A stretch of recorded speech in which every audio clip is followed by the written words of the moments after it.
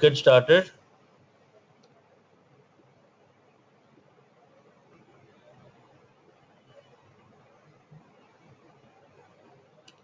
So today we are going to discuss about scope management. Can you all see my screen?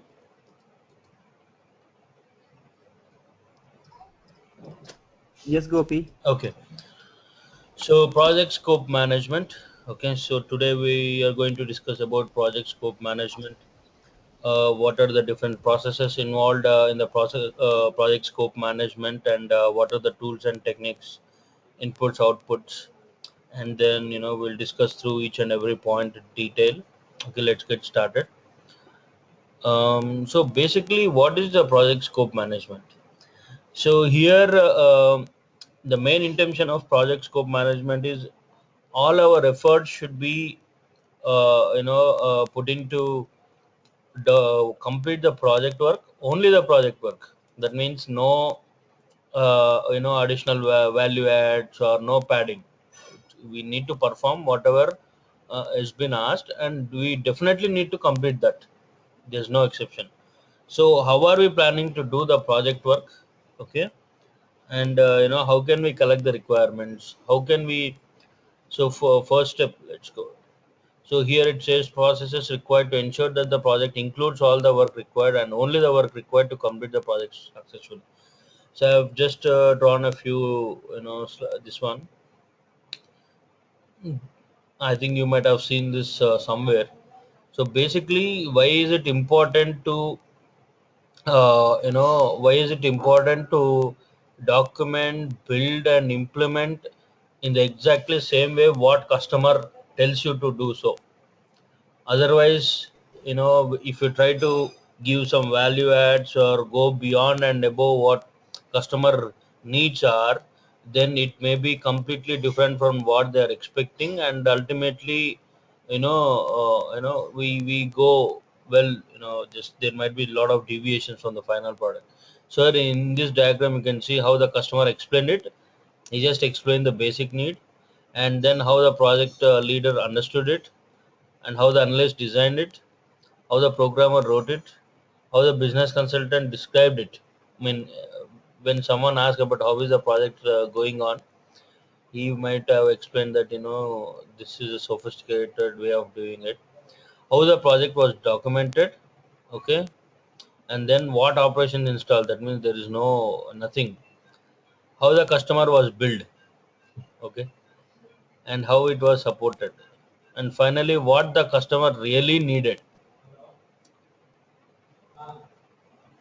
Okay, so there is a lot of gap in each and every phase. So this is very very important to ensure that we understand, document, build, and convey the same, and deliver the end product in exactly the same way what customer wants it. Okay, so these are all the processes involved in the scope management.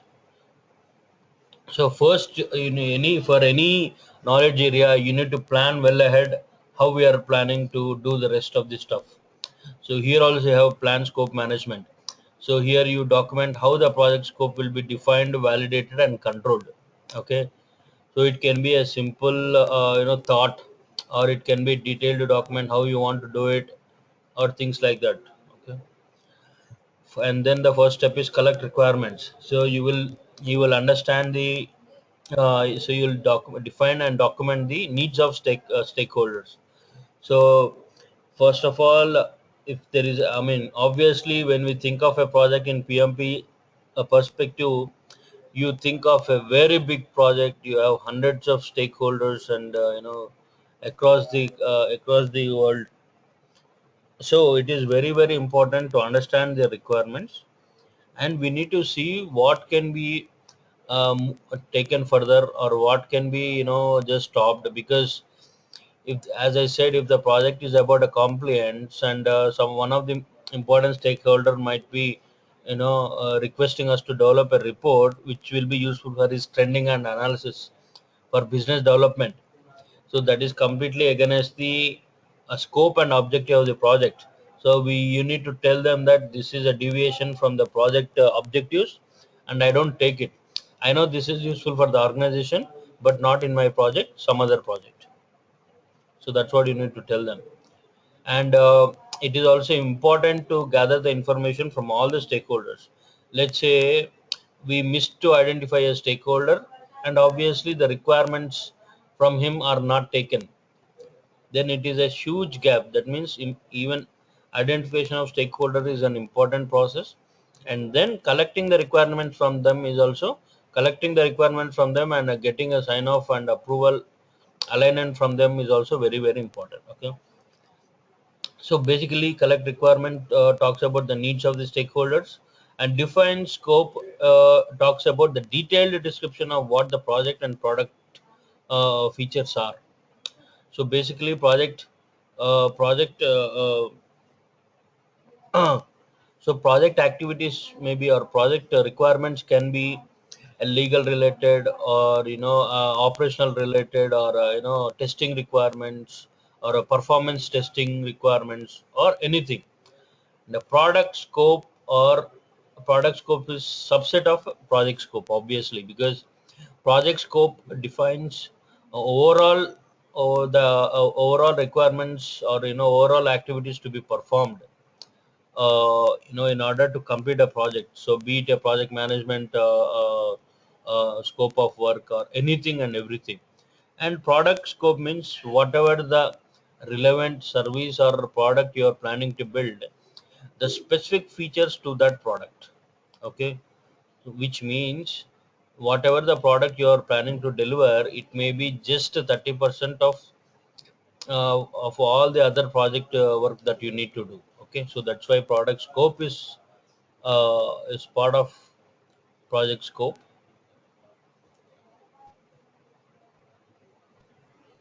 Then you have create WBS. So once we have all the requirements and scope in place, you create a WBS, work breakdown structure. So it subdivides project deliverables and work into smaller, more manageable components. I think most of us has done it already, but we'll see. And then you have validate scope.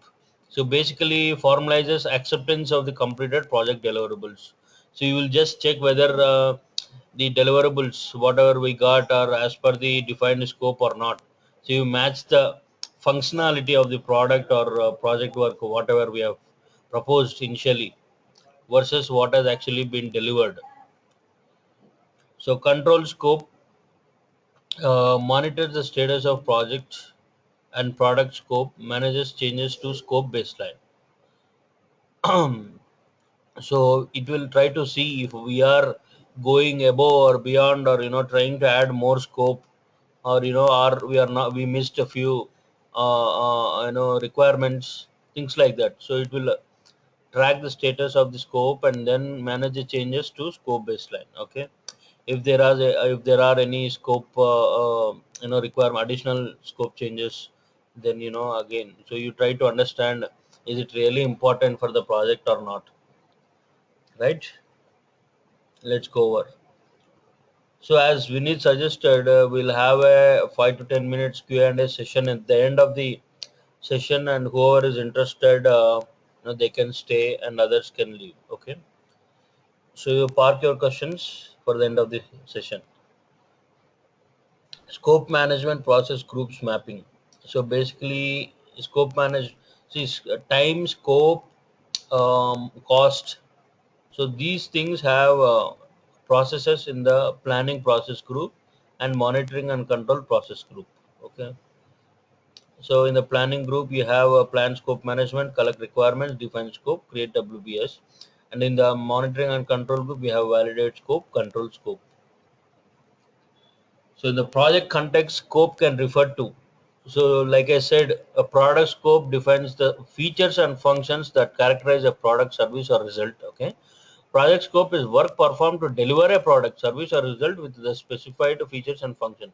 Sometimes project scope is viewed as including the product scope. So project scope talks a broader sense. Product scope talks about only the specific product or service that we are planning to deliver. So first, first process is plan, scope management. So process of creating a scope management plan that documents how the project scope will be defined, validated, and controlled. So how are we planning to do this, scope management for the rest of the processes? Like, how do we want to define it? How do we want to validate it? And how do you want to control it? That means I would like to create some checklist, or I would like to create some requirement traceable to matrix, or I want to adapt to this methodology to gather the requirements, or I want to use some cheat sheet or checklist, or publish some questionnaires, or some survey, and then I'll have a BSA who will consolidate these requirements, or I'll have a person, or specialist who will be coming up with the product specifications. Instead of internal group, we'll hire some external guys and then come up. I mean, all these things we need to plan ahead. Okay, it need not be a formal, it can be anything. You just need to think through how we need to do it, because we are not thinking about a small project, we are thinking about a big project, so definitely planning is required. Okay, then here let's see inputs. Project management plan, yes. Project charter, enterprise environmental factors and organization process assets, tools and techniques, expert judgment, and meetings. So how do we come up with the project management plan? So it can be through expert judgment, or we conduct meetings and finalize the project management plan. So what are the outputs? Scope management plan and requirements management plan. Okay. So you can see two things. Requirement management plan is how we need to collect the requirements, or what is the approach we need to follow. That means, let's say there are 100 stakeholders. Shall we take the requirements from all of them, or we'll categorize them into groups, like management, senior management, middle management, or lower level management, or divide them into functional groups, collect the requirements. Okay, and then at what stage do I need to filter, at what stage do I need to say no? Should we just publish the final requirement by a mail, or should we conduct a meeting? Things like that. Scope management plan. And so it talks about how we can gather. Yeah, it's overall general how we are planning to go for the rest of the process. How do we define scope, validate, and control? Okay. So here, zooming on the inputs for project plan scope management. So project management plan, basically the approved subsidiary plans. Subsidiary plans means all the other plans, like a time management plan, schedule management plan. Then you have a risk management plan, communication, stakeholder, everything. Okay, so definitely you need most of these things to plan ahead, because in order to plan the sessions, or in order to identify the stakeholders. Okay, so everything you need a so you need to depend on the project management plan. Approved subsidiary plans of the project management plan are used to create a scope management plan and influence the approach taken for planning scope and managing project scope. Yeah. Then you have project charter. So provides the project context needed to plan the scope management process. Also provides a high level project description and product characteristics from the project statement of work. So it talks about the specific elements that we take from the project charter. So it gives a context of the project, then it gives a high level project description and the product characteristics that we define in the project character charter, and the project statement of work. So as I said initially, projects actually, guys. So the first chapter is integration management, but I did not go to the integration management, because in order to come to integration management, it's better you have a knowledge of all the other knowledge areas, and then you will understand the integration management. Integration management is simple as integrating all the other knowledge areas. So I've started with the scope management. Okay. So here in the project charter, as I said, high level business needs or the high level characteristics of the product, and SOW is also embedded. And then you have context of the project, why it is selected. So those things will help you to define or fine tune the scope. Like I said, okay, the main objective of this project is so and so, and if someone asks for a requirement, or if that particular important requirement is missed but other things are included, we need to understand how we can cover the missing requirement and things like that. And then you have other inputs, enterprise environmental factors. The enterprise environmental factors that can influence plan scope management process include organization culture, infrastructure, personal administration, and marketplace conditions. So this is a standard. Okay. And then you have OPA, organization process assets. It includes policies and procedures, historical information, and lessons learned, knowledge base. Okay. So for if you start any project, for any project manager, you need to understand enterprise environmental factors and OPS, as I already mentioned. Okay, these two things are very very important and influence each and every project management plan, be it scope, time, cost, anything and everything.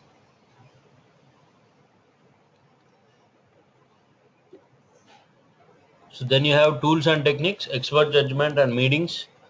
So refers to input received from knowledgeable and experienced parties. Expertise can be provided by any group or person with specialized education, knowledge, skill, experience, or training in developing scope management plan. So basically, it's an SME for that area. Let's say we are talking about a structured design, or we are talking about coming up with a new apartment and things. So here the expert judgments are architects, so they will help us, how to plan ahead. Then you have meetings conducted by project teams, may include project manager, project sponsor, selected project team members, selected stakeholders, anyone with responsibility for any of the scope management process, and others as needed. Okay. Um, so basically, the team meetings. So you will try to. Uh, so once you have a SMA meeting with them, so you may need to discuss it through the team, and the team will give suggestions how we need to come up with the final plan, revise, updates, and sign off. So outputs are, guys, I know this is kind of dry, but you need to bear with me. So you need to focus and um, understand it. It is kind of boring, but can't help it. Scope management plan. So this documents how the scope will be defined, developed, monitored, controlled, and verified. And then it can be a formal or informal, broadly framed or highly detailed based on the needs of the project. As I said, scope management plans, how we are planning to define, develop, monitor, and control and verify the scope. So it can be a simple, just okay. It can be five liner description of how we are planning to do it, but it should be there. And then you have requirements management plan. It documents how requirements will be analyzed, documented, and managed throughout the projects. As simple as that. The second thing is collect requirements, process of determining, documenting, and managing stakeholder needs and requirements to meet project objectives. Okay, so so here you have lot of tools and techniques, and these are very very important. Okay, we'll go through them. Inputs, scope management plan, whatever we created, requirements management plan, whatever we created in first process, stakeholder management plan. As I said, here you need to invite the people to participate in the requirement gathering phase. So you need to have a stakeholder management plan, like how do we invite them, what are the levels of influence, what is their interest level, and things like that. You need to understand and then involve them accordingly. You have project charter, stakeholder register. Okay. Then you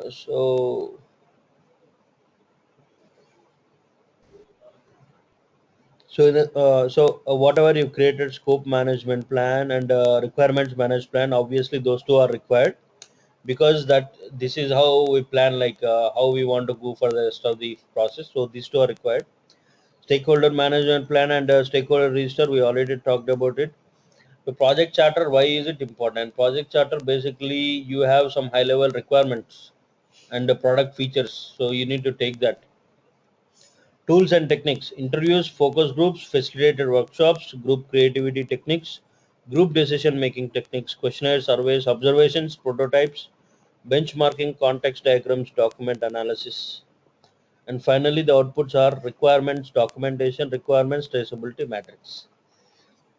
So the output of this is a requirement documentation. You just document like a, so if it is a, if it is a agile, what you call it is a product backlog. Okay, and then you map the high level business needs with the requirements. Okay, this is how you can remember it. If you know agile, it basically it's a product backlog. That means list of all the requirement that you have, and then the scope documentation can be your detailed use case or user story, what you need to do inside each requirement. Okay, as simple as that.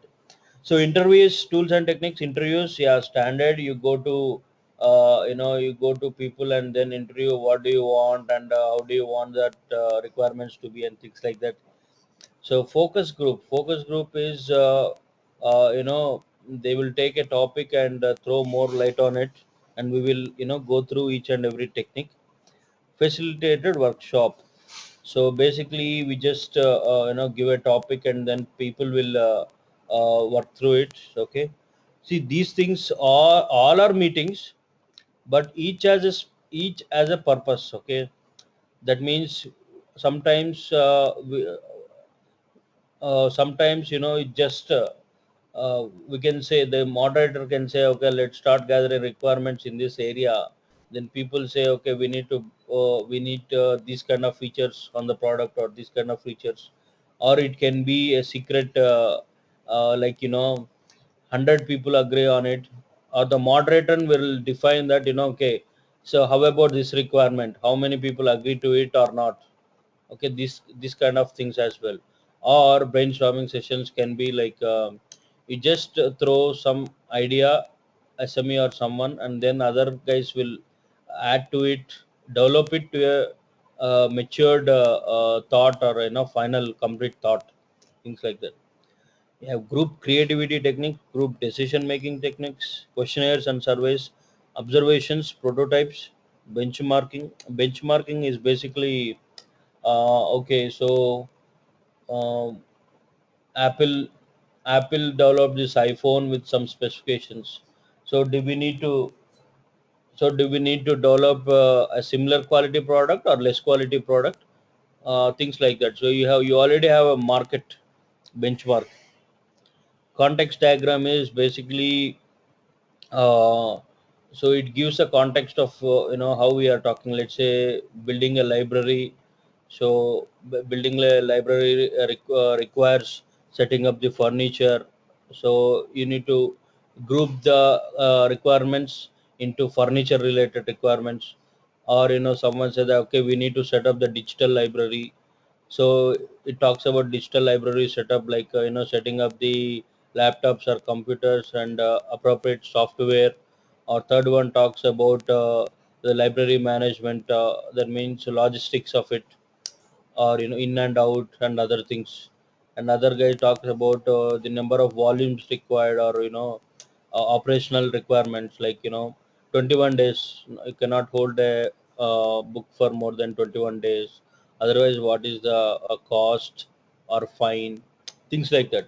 So you will get a context, or kind of functional specific focus, and then you fine tune the requirements.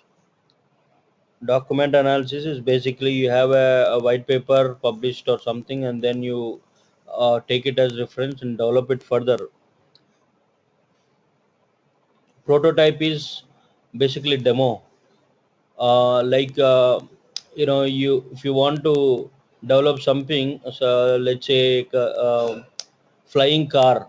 So obviously, in order to impress the stakeholders or other guys, or increase the investment, uh, they will come up with a prototype, and then if everyone's aligned, they will fine tune it and then fix the defects and things like that. Or it can be a simple, let's say we are building some website, or or something. Then you do the UI screens, right? Okay, user acceptance, sorry, user interface screens. Like, this is how the first page is going to be.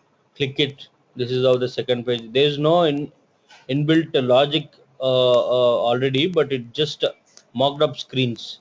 So prototypes, questionnaires and surveys, pretty much we know about it. Observations. Now, sometimes what happens is, let's say, market understanding. Let's say we are using a product. Okay, so we have released a product. It is simple, as simple as that. If a director releases a movie to the theater, some of the directors, they go in a low profile manner to small theaters, and they watch the audience reaction.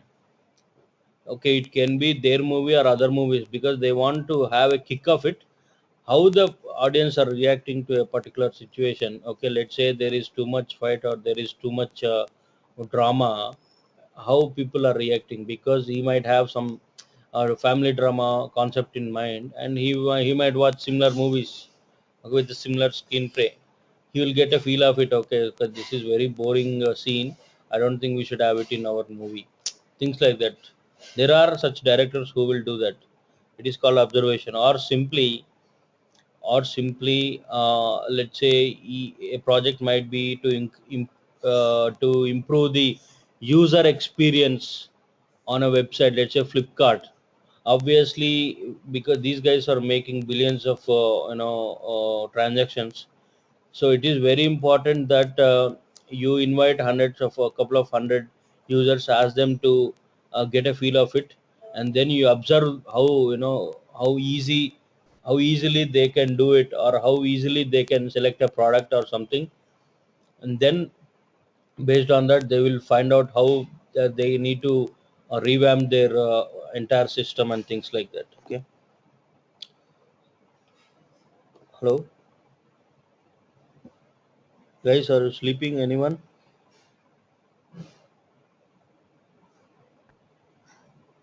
active?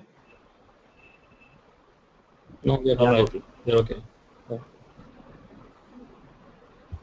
So moving on to the inputs, a scope management plan provides clarity as to how project teams will determine which type of requirement needs to be collected for the project. So using this as a baseline, rest of the processes are planned. Then you have requirements management plan, provides the processes that will be used throughout the collect requirement process to define and document the stakeholder needs.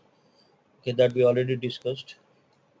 Stakeholder management plan used to understand stakeholder communication requirements and the level of stakeholder engagement in order to assess and adapt to the level of stakeholder participation and requirement activities. So you need to understand their needs and influence, and what are the communication needs and everything, using the stakeholder management plan. Then you have project charter, provides high level description of the product, service, or the result of the project, so that detailed requirements can be developed. So high level, see, in most of the companies, the project charter will have high level business needs. Okay, and you take the high level business needs, 1 2 3 or 10, maybe 20. Then for each individual high level business need, you develop additional requirements. So so it can be as simple as that. A high level business need can be, what is it? Let's take a metro rail project. Okay, let's see. I mean, I don't know what the high level business requirement, but I'm just speaking it loud. So it can be, we need to implement a metro rail project. Okay, connecting the major areas of Hyderabad, which at affordable cost, and then it should be accessible to the roads, main roads, traffic.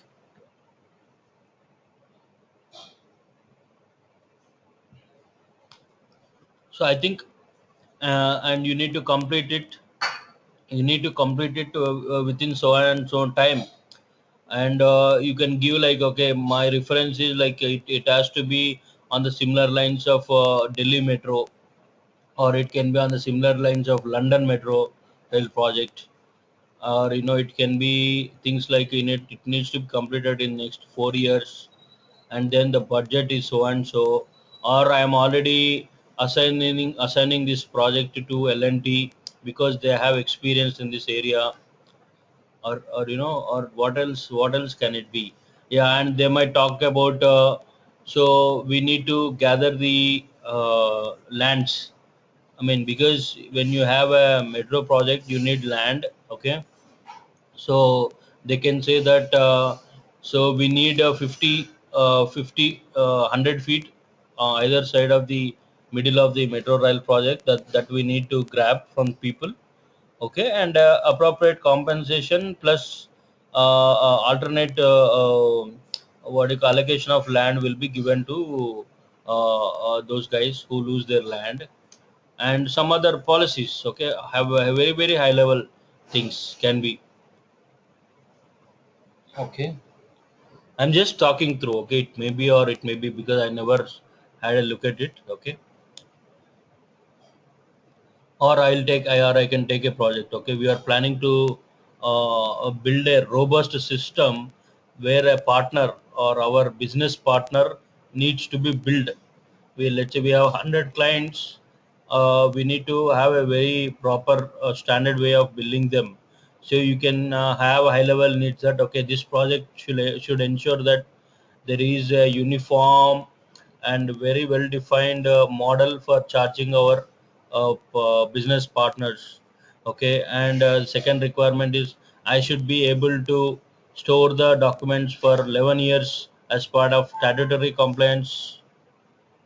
Okay, 1 second guys, I think I need to charge my screen on my laptop. 1 second.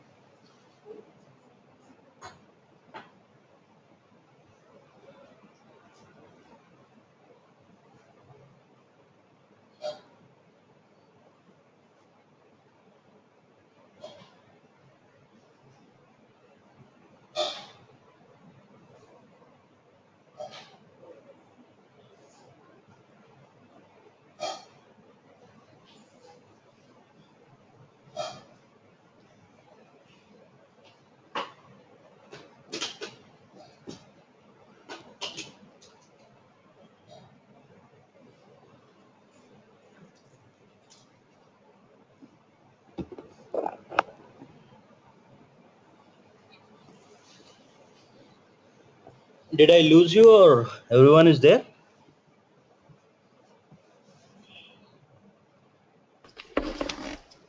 Yes, Gopi, we are. Yeah, yeah, okay, great.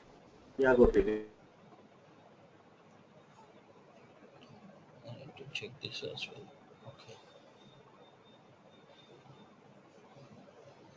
Yeah, so we have project charter. We are talking about high level business needs. So okay, stakeholder register.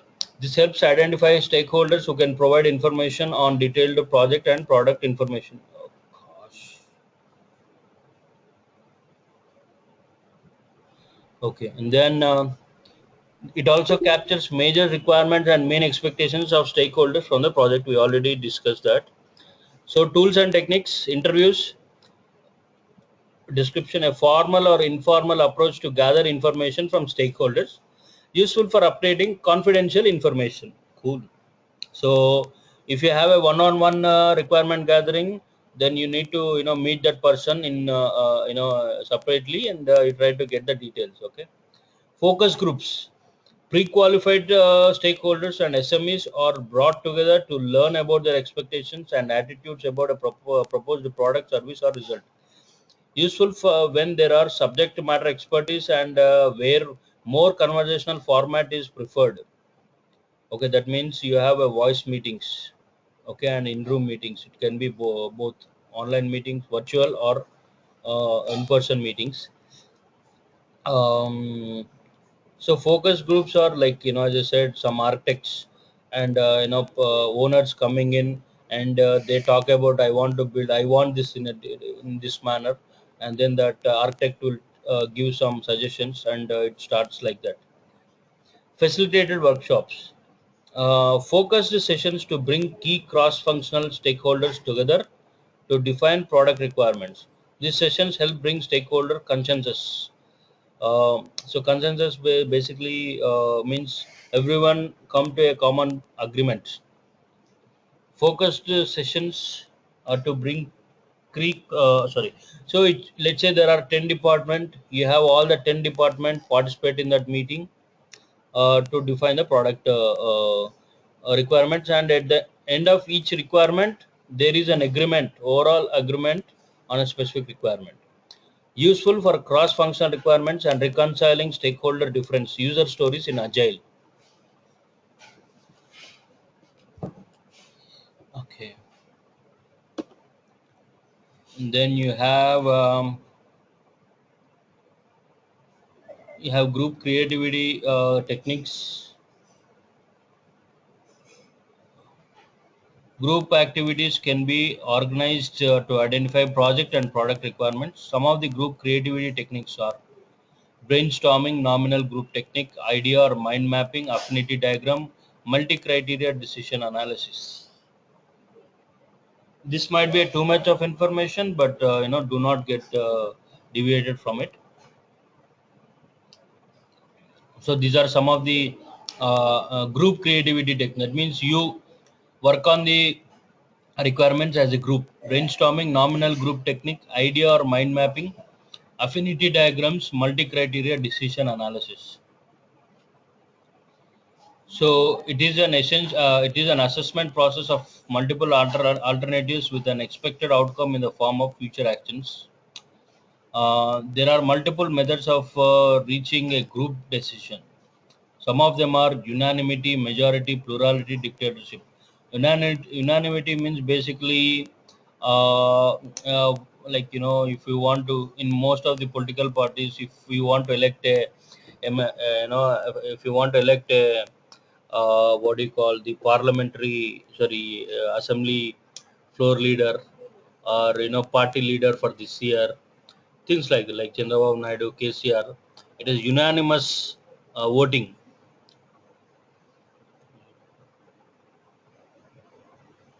And then you have majority, that means it can be 70-30, something like that. Plurality means there is no proper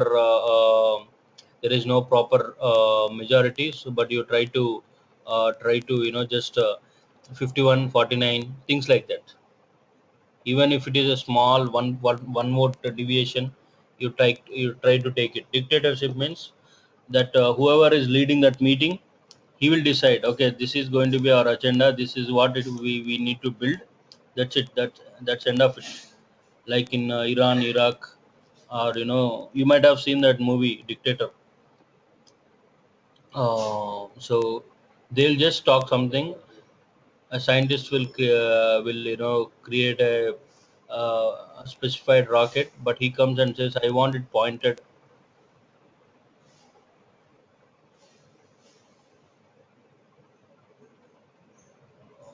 Okay, so that's what the dictatorship.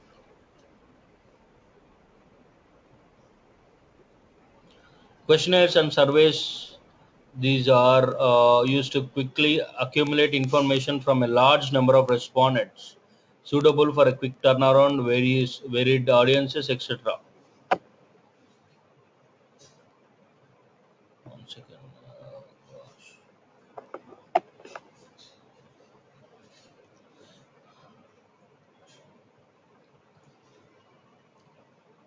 So questionnaire means let's say you are planning to launch a product, so you publish questionnaire, like online surveys and questionnaires, and then you try to get their opinion, like how do you want a beauty product to be. Yeah, I don't want it too, soft. I don't want it, I want it in a cream color, something like that. Observations. A direct way of observing individuals perform their jobs or tasks in their environment. It is also called job shadowing. Observations can also be done by a participant observer who actually performs the task to uncover hidden requirement. As simple as that. Okay. Prototypes is a method of obtaining early feedback. It helps progressive elaboration in iterative cycles of mock-up creation, user experimentation, feedback generation, prototype versions, revision. Storyboarding is technique used often. So benchmarking involves comparing actual or planned practices to those of comparable organizations to identify best practices, generate ideas for improvement, and provide a basis for measuring performance. See, let's say in most of the cases, if we are talking about cement factories, so these guys, if one or you can take mobile operators. Vodafone reduces the cost. A call cost is now for 30 paise per second. Definitely, Airtel, Reliance, other guys will drop their prices to 30 paise per second because it's competitive world. It's as simple as that. And then you have context diagrams, a scope model that visually depicts the product scope by showing a business system and how people and other systems interact with it. So here it is some software project management context diagram. So you have a demand enterprise. So it is basically kind of architecture diagram or context diagram. Okay, who are the users and how and what are the different systems involved? What are the end users? Where do you get the response from? How do you feed the information? It's a overall architectural diagram kind of. And then you have document analysis, elicits requirements by analyzing existing documentation and identifying information relevant to requirements. Documents can include business plans, agreement, RFP, use case, issue logs, policies, etc. Because if there is a issue log, if you can maybe just run through that issue log, you can come up with the requirements that you want. Or a new project can be to get rid of the problems with the existing system. Then what do you do it? You try to understand what was already there, and then things like that. Okay. So outputs. What is the output of collect requirements? Requirement documentation and requirement traceability matrix. So requirement documentation. This document describes how individual requirements meet the business need of the project. Requirements must be unambiguously and acceptable to key stakeholders, measurable and testable. The requirements meet the business need of the project. Okay, requirements, yeah, okay. So, requirement traceability matrix. Requirement traceability matrix is a grid that links product requirements from their origin to the deliverables that satisfy them and provide a structure for managing changes to the product scope. So, what you have product requirements, that means high level business needs versus requirements versus deliverables. Okay, requirement. In our case, whatever I have done the projects, it is basically mapping the high level the business needs versus a low level requirements. So requirement traceability, you have an example. Traceability matrix include but not limited to business needs or requirements, project objectives, project scope or WBS deliverables, product design, product development, test strategy, test scenarios, high level or detailed requirements. Okay. So you have a requirement, and then you are mapping your functional design, internal design, code, test, everything like a bible. Wow.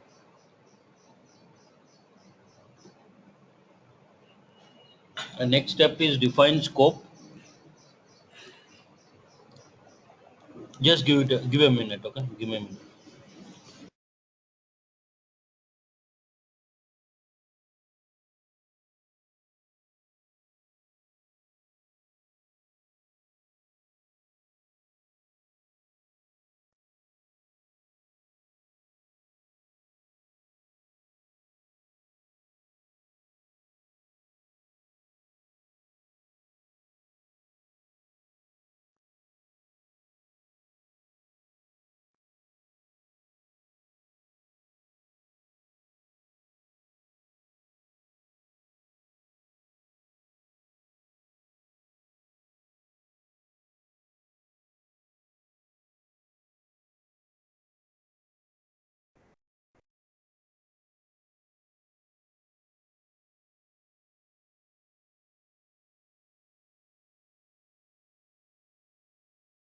Sorry.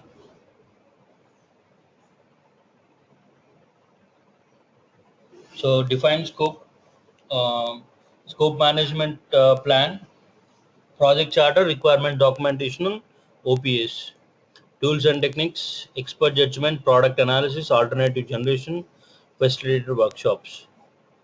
Then you have a project scope statement is output, project document updates in case it is a change request. Let's see each and everything.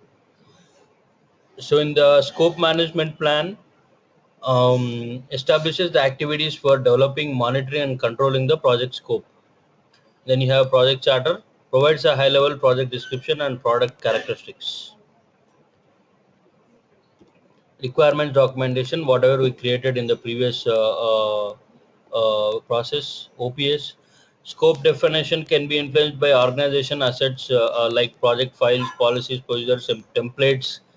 Project scope statement, lessons learned from previous phases, or so basically we have templates in order to capture the requirements, or capture these user stories, or however the way you want to capture the details, you need templates. So organization process assets will be useful in that way. And definitely you will try to take a look at your previous project lessons learned and other things.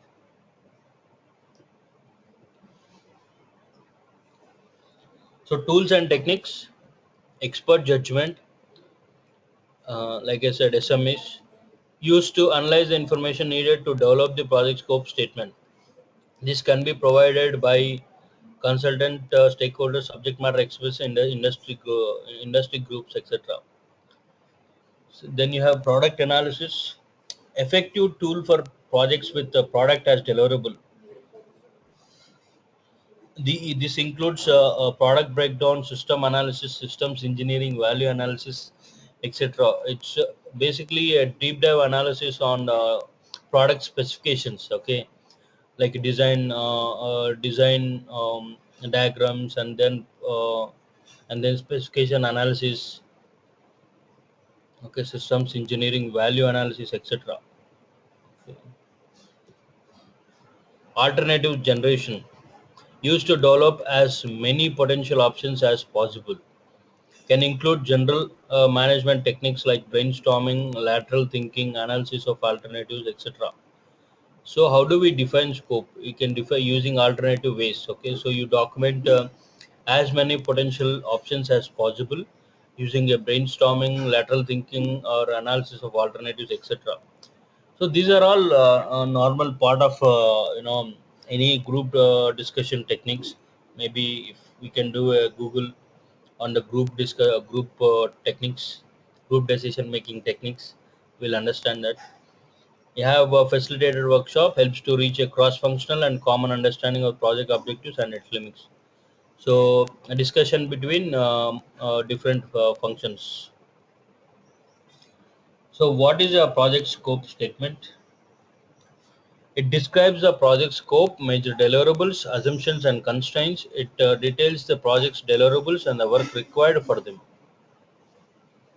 And then you have a project scope statement includes the following, either directly, indirectly, or by reference to other documents. Product scope description, what are the features of the product?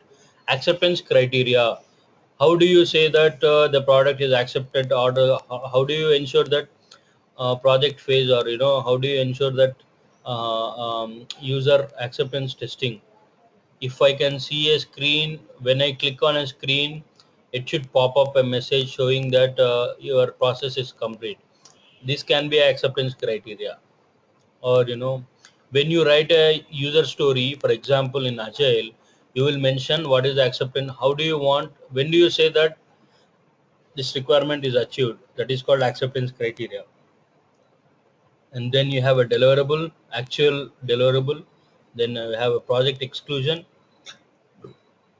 means what is not covered if it requires. Constraints, assumptions.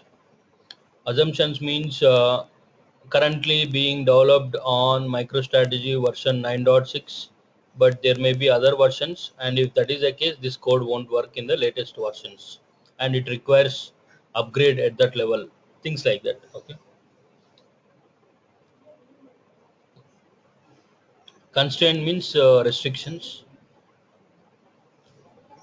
Project document updates, stakeholder register, requirements documentation, requirement traceability, etc., may be updated, because when we try to go deep inside a requirement, you may add, or you may feel like, okay, we missed this requirement, we need to update it. So you may update requirement documentation, and you obviously, once a newer requirement is added or updated, requirement traceability matrix should also be updated. Or when we are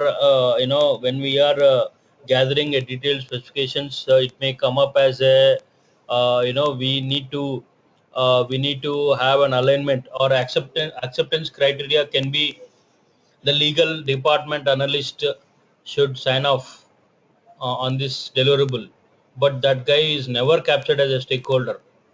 Okay, so even the stakeholder register will be updated. Okay,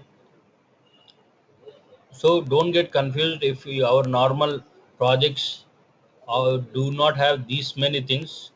Okay, it can be a simple thing as well for our project, but nothing to worry.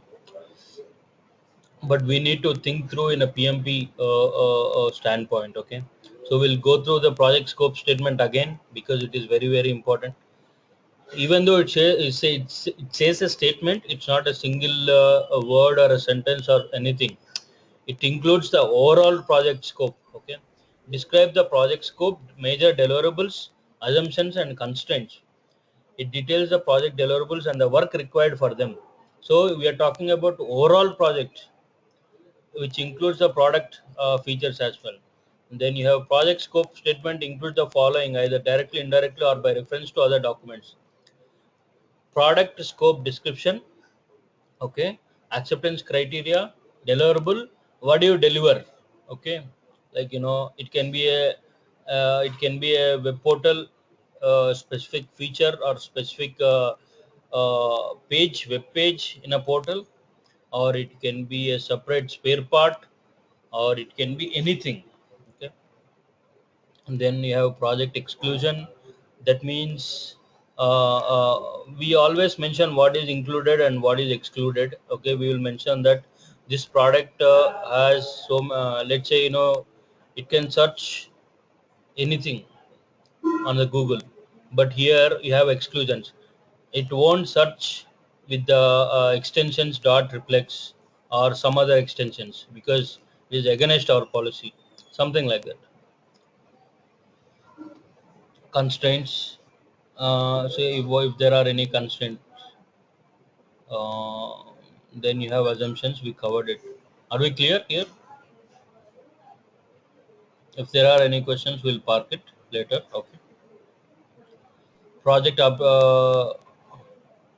Prashant, you have a doubt? Yeah. Yes, Prashant.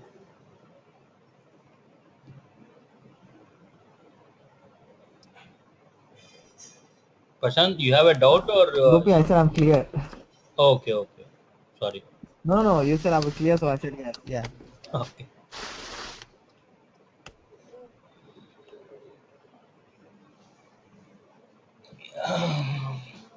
So here we have some interesting comparison between project charter versus project scope statement.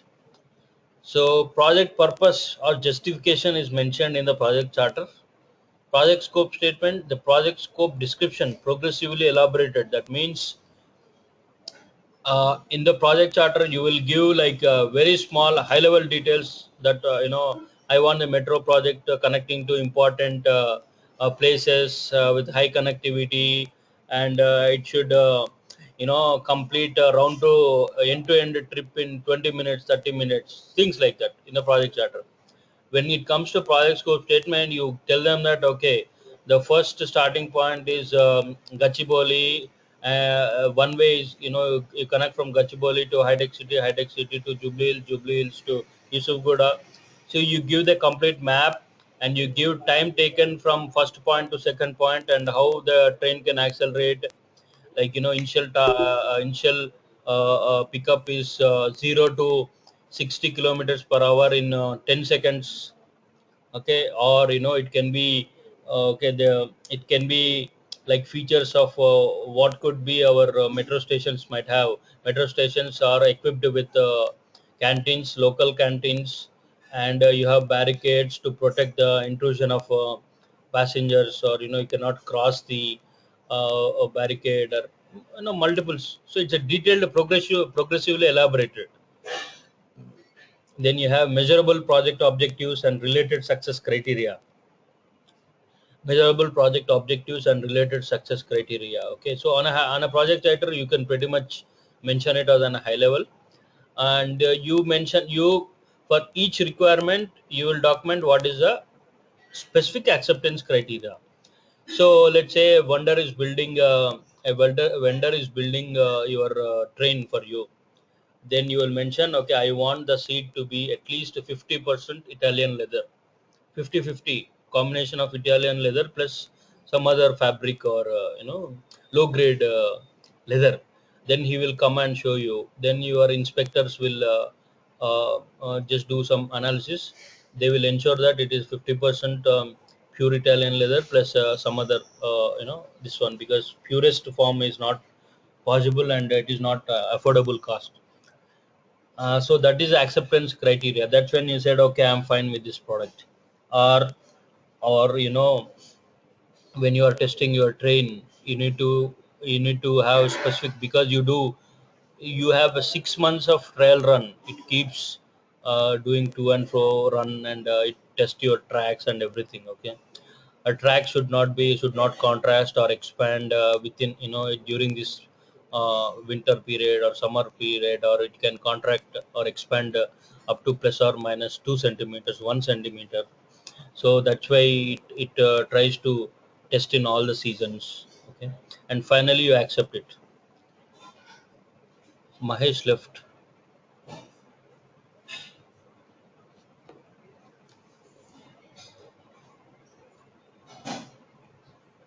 uh,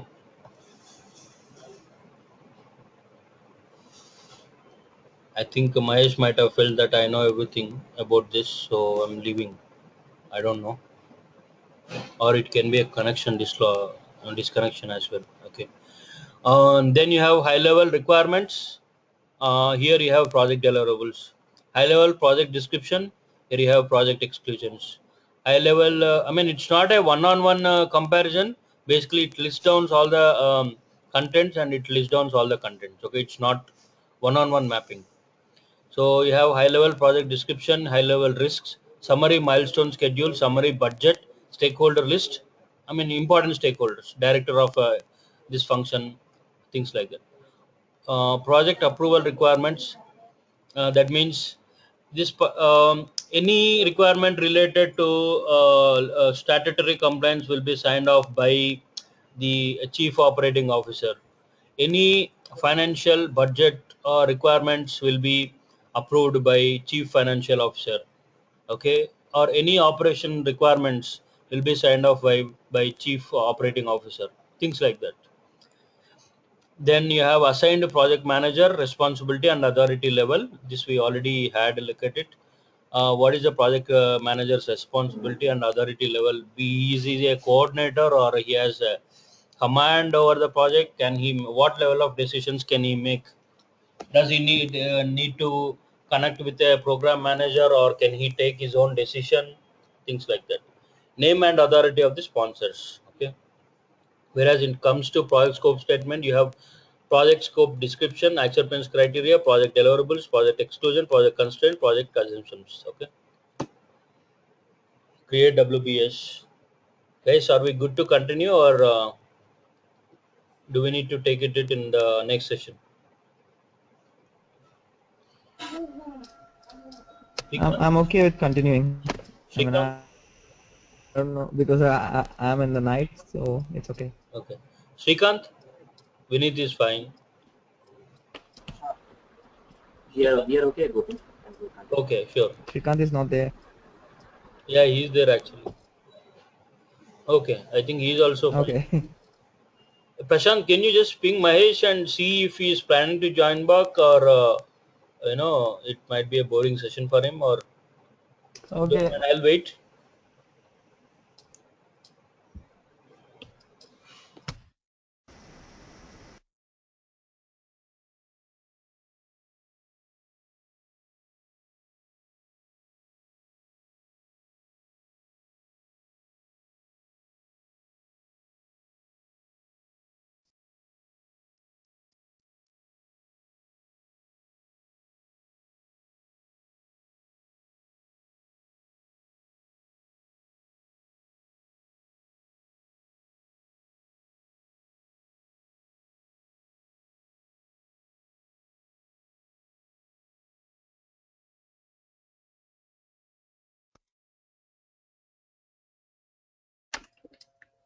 Gopi?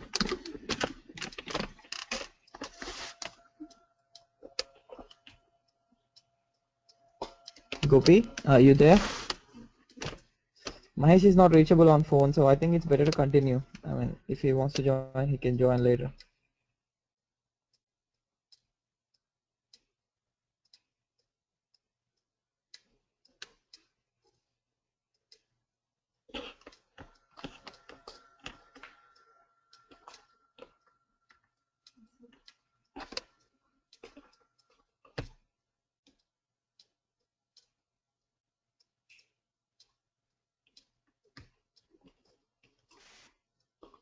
Any luck?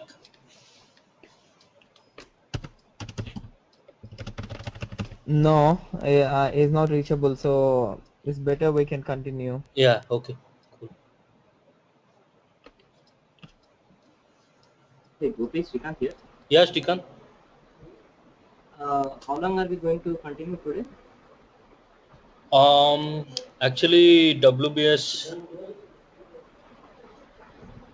will close the WBS, but we have WBS dictionary also.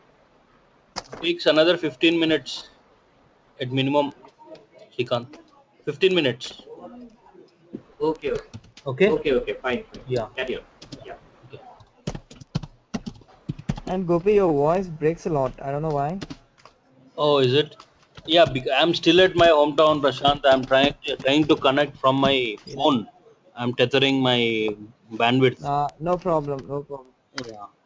So after this session, I have to start to office from my hometown to Hyderabad. So even I'm in a kind of Oh, hurry. So cool. Okay, create let's finish. WBS, Yeah. a process of subdividing project deliverables and project work into smaller, more manageable components. The lowest level of WBS is called a work package.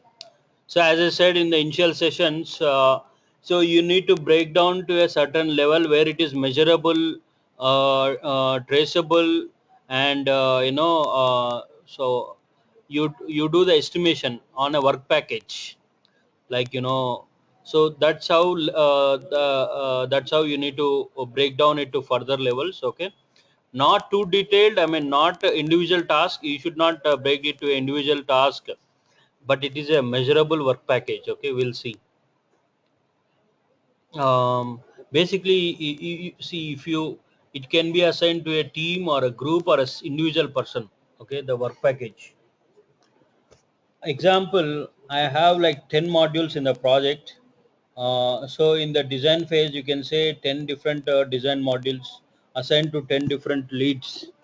Okay, and they will have their own teams, so that they will take care. Okay, you have what, okay, search engine module. I mean, let's assume we are building a website. You have a search engine module.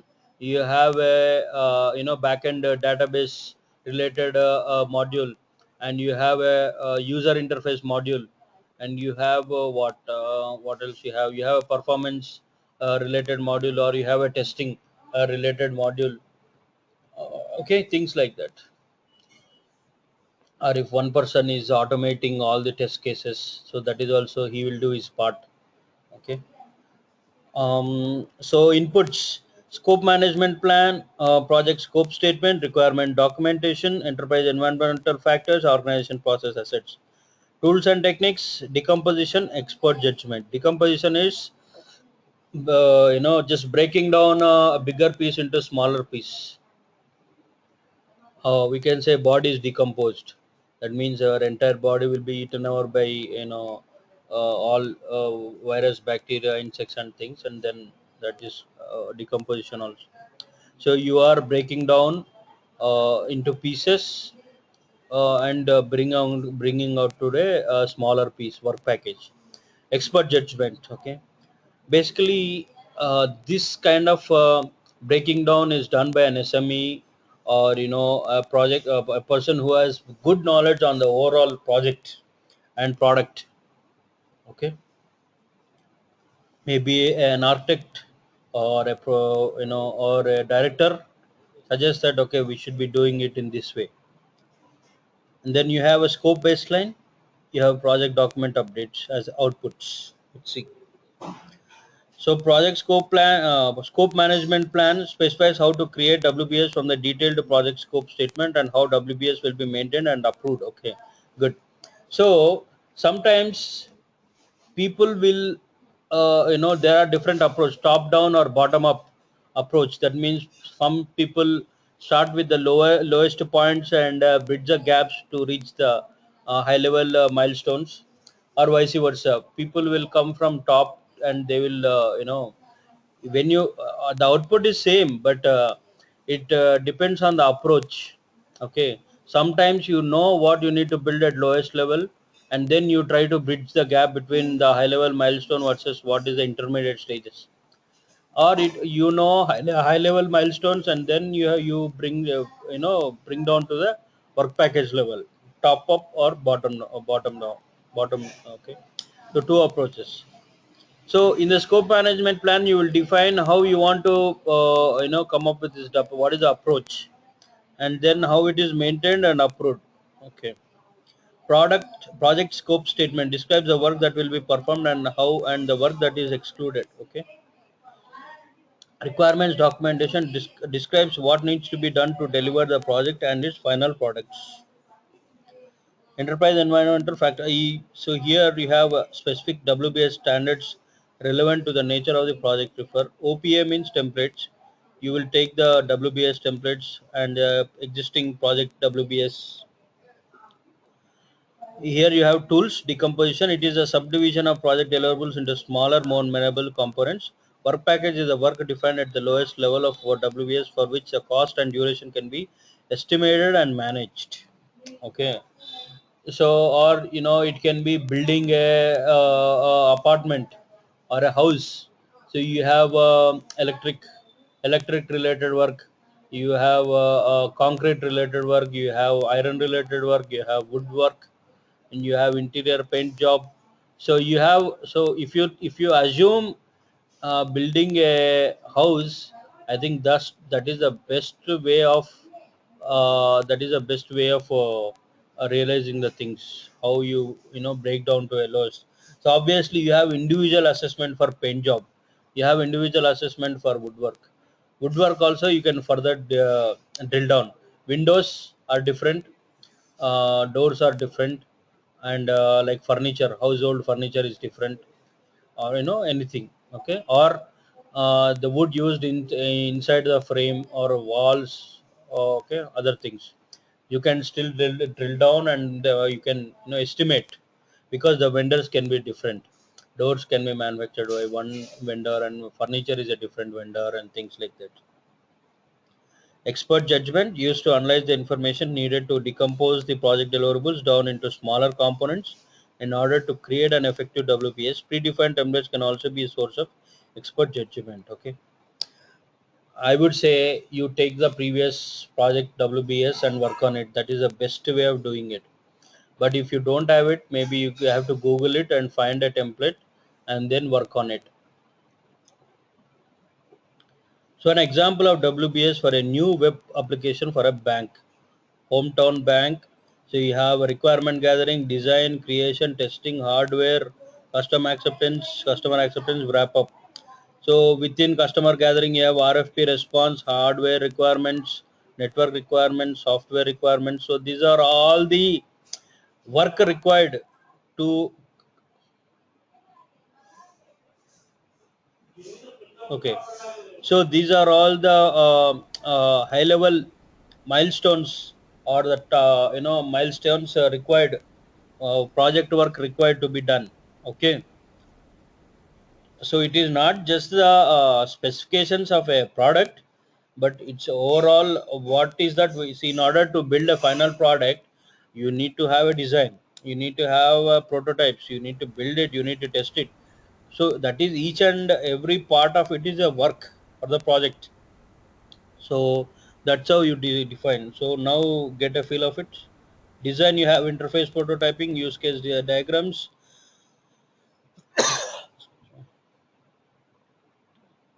So you have use case diagrams, detailed use case diagrams, sequence diagrams, classroom diagrams. You have database software. So I think this is the best way of demonstrating WBS. Okay.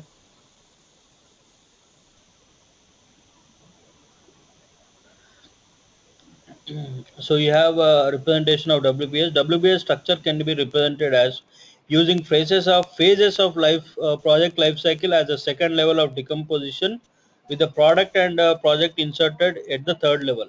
Okay. Product and project inserted at the third level. Okay, using major deliverables as a second level of the decomposition, incorporating subcomponents which may be developed by organization outside the project team, such as contracted work. Let's say within the third level where we are specifying the product and project work, you can pretty much further drill it down, and if we are getting the things done from outside. Okay. So again PMP doesn't give a accurate way of developing the WBS. It just gives a framework that you need to first of all define the project work into some structure, so that you have a control of what needs to be estimated, what needs to be budgeted, or what needs to be controlled. That's the only, that's the intention of doing this WBS. Scope baseline. Output is the scope baseline. What is a scope baseline? It's a component of project management plan. So this is very important. When someone talks about project management plan, so scope baseline is part of it. Components include project scope statement, WBS, and WBS dictionary. So WBS, we have control accounts, control point to integrate and compare scope, budget, and schedule to earned value for performance measurements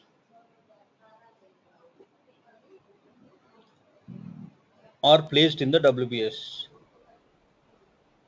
WBS dictionary provides detailed deliverable. So here, sometimes when you define a WBS, people use something like control accounts, okay, or milestones. Basically, inside control accounts, or basically it denotes certain number, maybe some easy way of identifying your level and the type of work.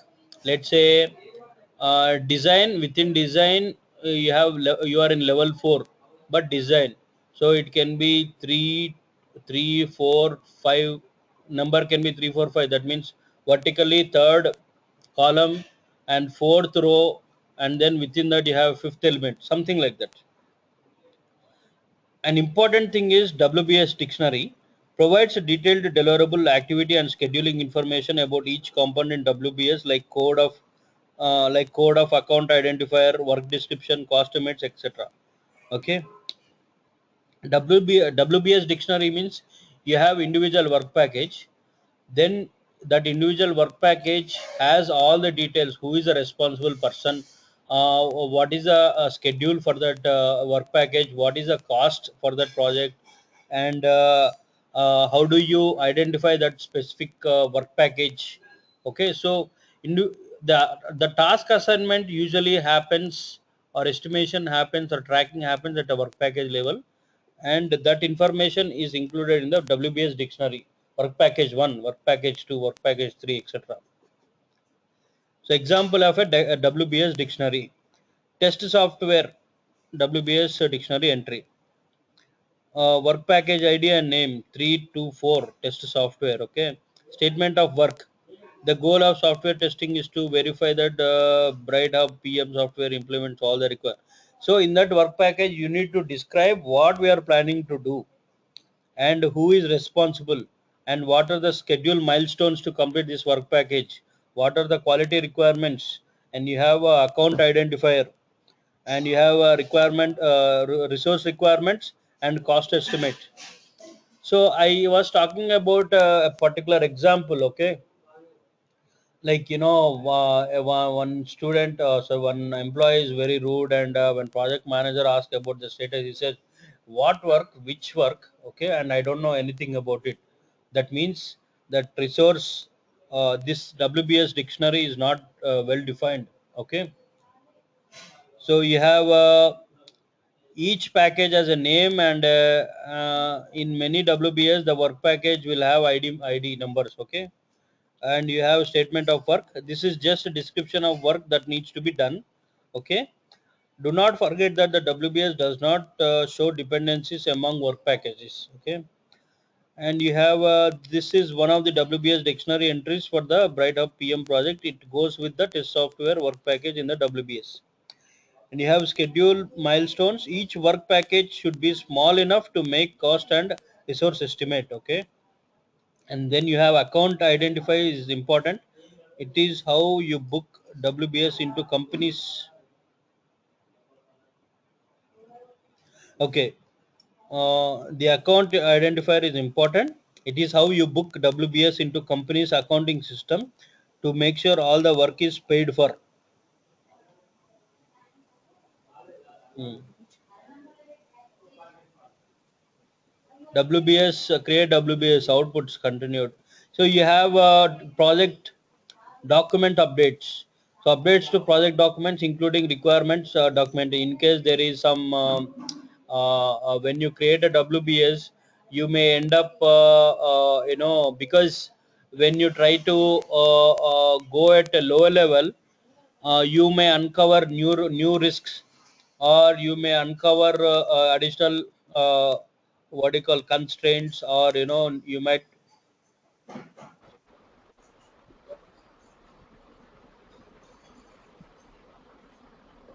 Okay. Gopi? Yeah. Gopi, we are losing you regularly. I mean, from last few minutes. I don't know what's the problem. Yeah, actually I'm getting that message, Srikanth. What I'm doing is, whenever I see that your connection audio lost, I'm not speaking anything.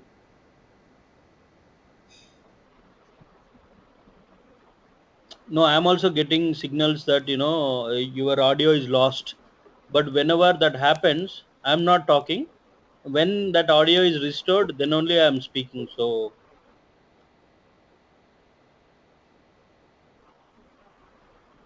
Okay, okay, fine. yeah, I think that's all for today. So we covered WBS till this point. We are all good. So basically WBS is you are breaking down project work into more manageable work packages, and in the WBS dictionary you will give a complete description of what that work has to be done in individual work package, who is responsible, what is the cost, how many resources, who are they, and what are the major milestone to deliver this work package. Okay, and WBS is very important, and WBS is used in so many ways. It can be used for overall project estimation or project forecasting, uncovering risks, and even overall project planning perspective also, where are we in terms of project progress. So you do that entire thing based on the work package status only. Okay, if possible, just to go through that Rita book or whatever the other book, and so let's see. Um, so 8:35 already, guys. 8:45. Sorry. So I think we are good, guys. We'll talk to you all tomorrow. And so, guys, Vinith, you said you had a concern with 7 a.m., right?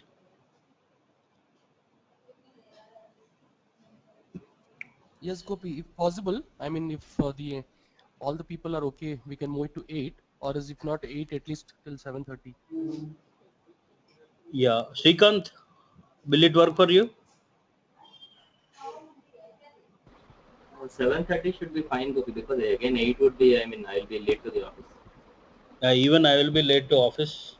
I think 7:30 will work. Prashant, are you okay? Yes, Gopi, I'm okay. Okay, thank you. So tomorrow 7:30. And guys, one question. Is any one of you gone through that head first PMP? Just a question, like I'm just curious. Vinith, Srikanth, did you refer any? What was that? No, no, no, not yet, Gopi. I'm yet to do that. Okay, Vinith, you? What was the question? Vineet?